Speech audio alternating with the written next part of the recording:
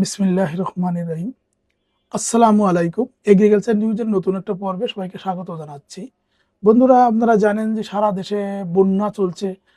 তো এই বন্যাকে কেন্দ্র করে আমি যে এই বন্যা পরবর্তী ডেইরি খামারিদের কি করতে হবে বা এখন এই মুহূর্তে কি করতে হবে, এই বিষয়ে আমি আমার যে অনলাইন পত্রিকা আছে এগ্রিকালচার নিউজ 24.com, সেখানে একটা লেখা লিখেছি। ওইটার আলোকে একটা ভিডিও আপনাদের বানানোর চেষ্টা করছি। আমার মনে হয় যারা আমাদের ভিডিওটা দেখবেন, ইনশাআল্লাহ সবারই উপকার হবে। এবং আমরা আজকে যে ভিডিওটা করেছি সেটার নাম দিয়েছি অতিবৃষ্টি ও বন্যার সময় ডেইরি খামারিদের করণীয়। ডক্টর বায়েজিদ মোড়ল। প্রাণ বাঁচান, গাভী বাঁচান, খামার বাঁচান। বাংলাদেশে বর্ষাকাল এলেই অনেক এলাকায় অতিবৃষ্টি ও বন্যার কারণে ডেইরি খামারগুলো মারাত্মক ঝুঁকির মধ্যে পড়ে। শুধু গাভী বা বাছুরের মৃত্যু নয়, বরং দুধ উৎপাদন কমে যাওয়া, রোগবালাই বৃদ্ধি, খাদ্য সংকট, পানির সংকট এবং আর্থিক ক্ষতির মতো নানা সমস্যার সম্মুখীন হন খামারিরা। অনেক সময় কয়েকদিনের বন্যা একটি সফল খামারকে বছরের জন্য লোকসানে ফেলে দেয়। তবে কিছু পূর্ব প্রস্তুতি এবং সঠিক ব্যবস্থাপনা গ্রহণ করলে এই ক্ষতি অনেকাংশে কমানো সম্ভব। একজন সচেতন খামারি হিসেবে বন্যার আগে, বন্যার সময় এবং বন্যার পরে কি কি করণীয় তা জানা অত্যন্ত জরুরি। ১. নিরাপদ স্থানে গবাদি পশু স্থানান্তর করুন। যদি আগে থেকে জানা যায় যে এলাকায় বন্যার আশঙ্কা রয়েছে, তাহলে দ্রুত গাভী ও বাছুরকে উঁচু স্থানে নিয়ে যেতে হবে। যদি অন্য কোথাও নেওয়া সম্ভব না হয়, তাহলে খামারের ভিতরে অস্থায়ীভাবে উঁচু বাঁশের মাচা বা প্ল্যাটফর্ম তৈরি করে সেখানে পশু রাখার ব্যবস্থা করতে হবে। গর্ভবতী গাভী, ছোট বাছুর এবং অসুস্থ প্রাণীকে সর্বোচ্চ অগ্রাধিকার দিতে হবে। ২. খামার শুকনো ও পরিষ্কার রাখুন। বন্যার সময় খামারে পানি জমে থাকলে বিভিন্ন ব্যাকটেরিয়া, ভাইরাস ও পরজীবী দ্রুত ছড়িয়ে পড়ে। তাই খামারে পানি জমতে দেওয়া যাবে না। ড্রেন পরিষ্কার রাখতে হবে। নিয়মিত ব্লিচিং পাউডার বা জীবাণুনাশক ব্যবহার করতে হবে। কাদা জমে থাকলে দ্রুত সরিয়ে ফেলতে হবে। মেঝে যতটা সম্ভব শুকনো রাখা জরুরি। ৩. নিরাপদ খাবার মজুত রাখুন। নিরাপদ খাবার মজুত রাখুন। বন্যার সময় সবচেয়ে বড় সংকট হয় পশু খাদ্যের। আগে অন্তত 15 থেকে 30 দিনের খাদ্য মজুত রাখতে হবে, যেমন খড়, কনসেন্ট্রেট ফিড, সাইলেজ, হে, মিনারেল মিক্সার, লবণ। ভেজা খাবার কখনো খাওয়ানো যাবে না। ছত্রাকযুক্ত খাদ্য থেকে আফলাটক্সিন তৈরি হতে পারে, যা গাভীর জন্য অত্যন্ত ক্ষতিকর। ৪ নম্বরে লিখছি নিরাপদ পানির ব্যবস্থা করুন। বন্যার পানি কখনোই গাভীকে পান করতে দেওয়া যাবে না, কারণ এতে থাকতে পারে ব্যাকটেরিয়া, ভাইরাস, রাসায়নিক দূষণ, পরজীবী। প্রয়োজন হলে টিউবওয়েলের পানি, সংরক্ষিত বিশুদ্ধ পানি বা ফুটানো পানি ব্যবহার করতে হবে। বন্যার সময় ম্যাস্টাইটিসের ঝুঁকি অনেক বেশি বেড়ে যায়।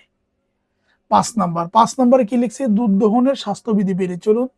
দুধ দহনের স্বাস্থ্যবিধি মেনে চলুন।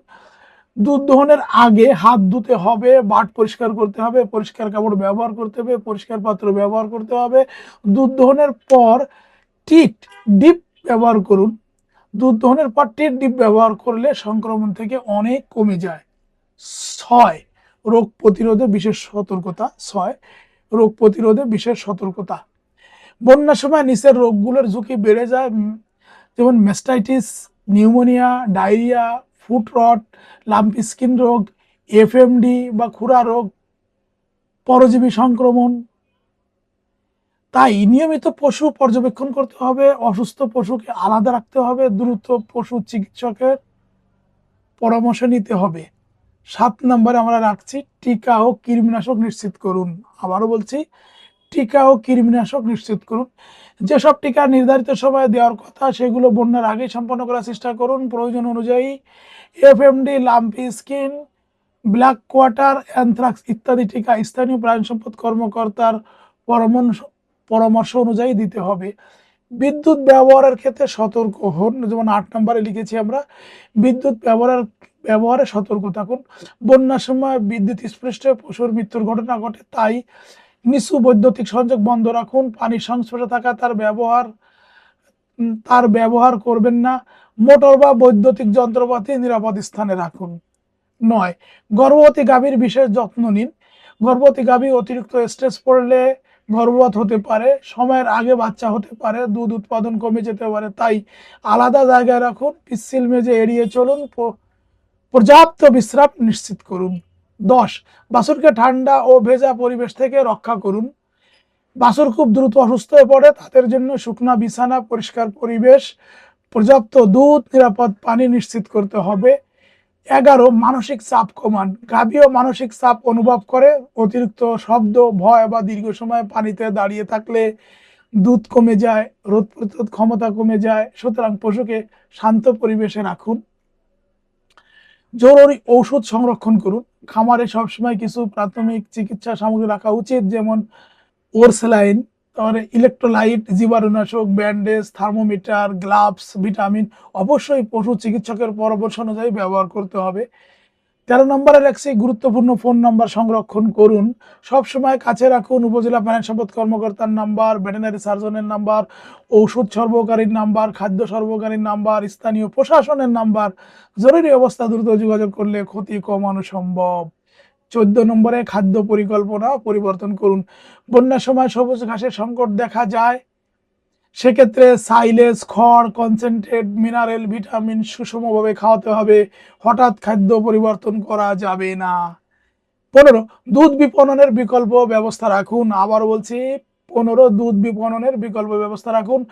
অনেক সময় রাস্তা ডুবে যাওয়ায় দুধ বিক্রি করা যায় না, তাই স্থানীয় সংগ্রহ কেন্দ্রের সঙ্গে যোগাযোগ রাখুন। সমবায়ের মাধ্যমে বিক্রির চেষ্টা করুন। প্রয়োজনে দুধ থেকে দই, ছানা বা ঘি তৈরির উদ্যোগ নেওয়া যেতে পারে, যাতে নষ্ট হওয়ার ঝুঁকি কমে।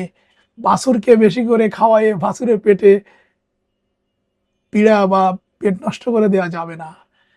16, খামারের নথিপত্র নিরাপদ রাখুন। খামারের নথিপত্র নিরাপদে রাখুন। নিরাপদ স্থানে বা জলরোধী ব্যাগে সংরক্ষণ করুন।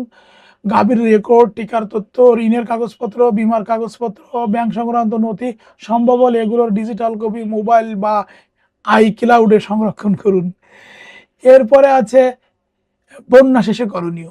বন্যা শেষে করণীয়: বন্যার পানি নেমে যাওয়ার পরেই খামারে পশু ফিরিয়ে আনা উচিত নয়। প্রথমে পুরো খামার পরিষ্কার করুন, জীবাণুমুক্ত করুন, মেজে শুকিয়ে নিন, খাদ্য পানির উৎস পরীক্ষা করুন, অসুস্থ পশু স্বাস্থ্য পরীক্ষা করান, মৃত পশু থাকলে স্বাস্থ্যবিধি মেনে দ্রুত অপসারণ করুন। 18, আর্থিক ক্ষতি মূল্যায়ন করুন। আর্থিক ক্ষতি মূল্যায়ন করুন, যেমন বন্যার পরে হিসাব করুন কত পশু ক্ষতিগ্রস্ত হয়েছে, কত দুধ উৎপাদন কমেছে, কত খাদ্য নষ্ট হয়েছে, কত টাকা ক্ষতি হয়েছে। এ তথ্য ভবিষ্যতে সরকারি সহায়তা, ব্যাংক পুনঃ তফসিল বা ক্ষতিপূরণের আবেদন করতে সহায়ক হবে। অনেক 18টা পয়েন্ট লিখছি আমি। এরপরে হলো শেষ কথা।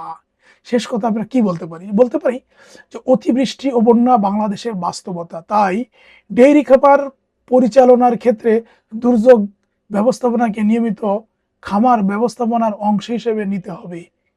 আগাম প্রস্তুতি, নিরাপদ আশ্রয়, বিশুদ্ধ পানি, পর্যাপ্ত খাদ্য, পরিচ্ছন্ন পরিবেশ, নিয়মিত টিকাদান এবং দ্রুত পশু চিকিৎসা, এই কয়েকটি বিষয় নিশ্চিত করতে পারলে অধিকাংশ ক্ষতি এড়ানো সম্ভব।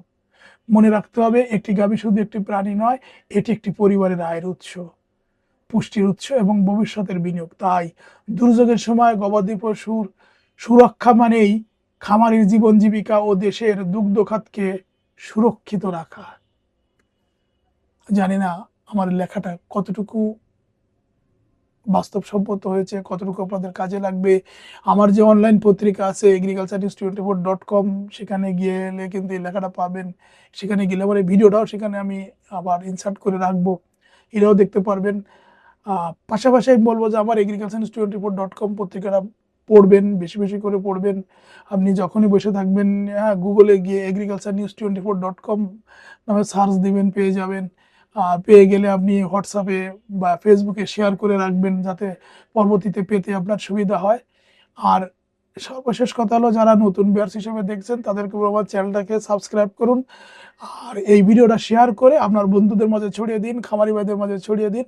হয়তো আপনার একটি শেয়ার একজন খামারির জন্য কিছু উপকার বয়ে আনবে। সবাই ভালো থাকুন। আল্লাহ হাফেজ।